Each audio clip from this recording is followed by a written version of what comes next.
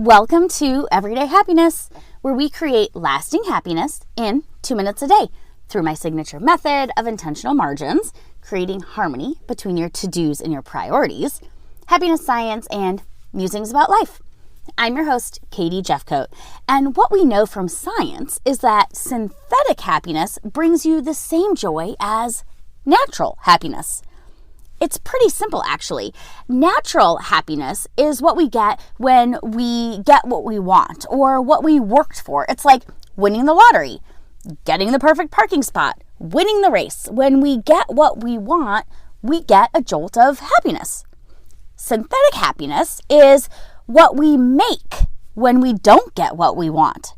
It's basically, I think of it like the glass half full analogy. In Dan Gilbert's 2004 TED Talk, The Surprising Science of Happiness, he's a Harvard professor and a scientist. He shares stories of people who had bad experiences, but said they were happier for them. So, for example, after a scandal forced him to resign in disgrace as Speaker of the House, former Congressman Jim Wright was quoted saying, "I'm so much better off, physically, financially, mentally, in almost every way." And then Pete Best, who was the original drummer for the Beatles, and who would have continued to be had the rest of the band not dropped him for Ringo Starr, said, "I'm happier than I would have been with the Beatles."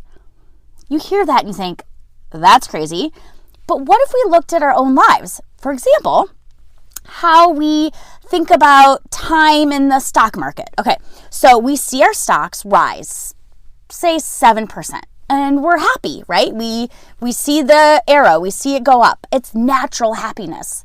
And then, at some point, if you're in this game long enough, you see your portfolio start to drop, maybe even 10%. And you think, that totally sucks. But at least it wasn't 20%. You see, we humans, we try to find the silver lining. Some of us are just better at it than others. Some of us get there quicker than others.